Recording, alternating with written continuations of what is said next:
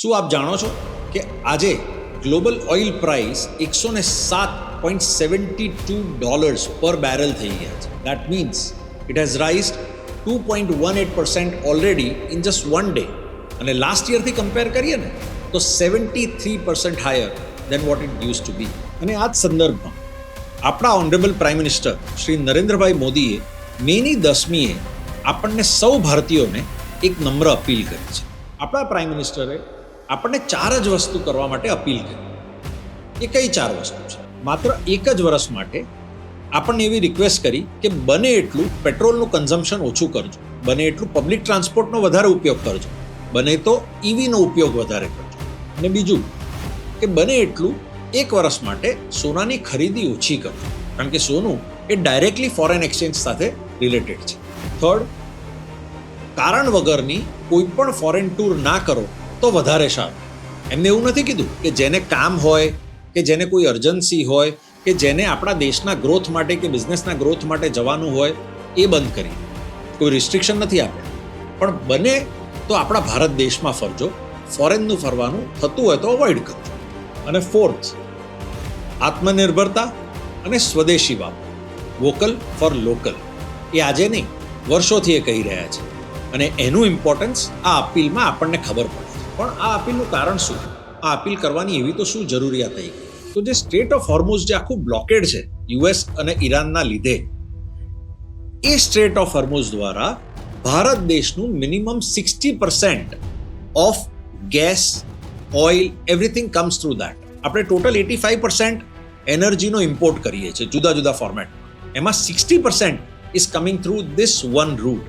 અને એ અત્યારે બ્લોક થઈ ગયું છે. અને એ કારણસર ભારત દેશનું જે ફોરેન રિઝર્વ છે એ પાણીની જેમ વહી રહ્યું છે. આટલી મહેનતથી ભેગું કરેલું આપણી ઇકોનોમીને સ્ટ્રોંગ રાખવા માટેનું ફોરેન રિઝર્વ અત્યારે ડેન્જરમાં છે. પણ ઘણા લોકોને એવું લાગે છે કે અમારે કેમ આ તો સરકારનું કામ છે, અમારો શું રોલ આ?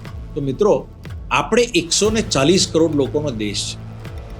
ધારી લો કે ખાલી 10% લોકો આ અપીલ જે આપણા ઓનરેબલ પ્રાઇમ મિનિસ્ટરે કરી છે ને એમાં એમનું કોન્ટ્રીબ્યુશન કરે છે, તો એનો શું ફરક પડશે એ હું બહુ જ ક્વિકલી તમને આ વિડીયોમાં જણાવી દઉં. મારી પાસે અમુક નંબર્સ છે જે મેં શોધીને રાખ્યા. ભારત દેશના ખાલી 10% લોકો જો એક વર્ષ માટે ગોલ્ડ બાય નહીં કરે ને તો એ $7.2 બિલિયન ખાલી ફોરેન એક્સચેન્જમાં આપણા બચાવશે. જો 10% લોકો એમની હોલિડેઝ અને ફોરેન ટ્રીપ્સને કર્બ કરશે ને તો એમાં આપણે $3.1 બિલિયન સેવિંગ ફોરેન રિઝર્વ્સમાં કરી શકીશું. અને 10% ભારત દેશના લોકો જો ફ્યુલ કન્ઝમ્પશન ઓછું કરી દે ને તો મિત્રો $2.6 બિલિયન ફોરેન એક્સચેન્જનું સેવિંગ થશે.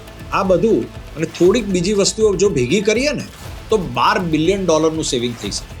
અને આની ઉપરાંત જો આપણે લોકો સ્વદેશી અને લોકલ ફોર વોકલ કરીએ, આપણા ભારત દેશની વસ્તુઓ વાપરીએ, તો એનો બીજો આનાથી બી ડબલ આપણી ઇકોનોમીમાં વધારો થશે. તો ઇમેજિન, ખાલી 10% લોકો આ સંકલ્પ સાથે જોડાય છે અને એ 10% બીજા 10%ને મોટિવેટ કરે છે. અને 20-30% આ ભારત દેશના લોકો આપણા ઓનરેબલ પ્રાઇમ મિનિસ્ટરની આ અપીલ સાથે જોડાઈને એમનાથી બનતો પ્રયાસ કરે છે.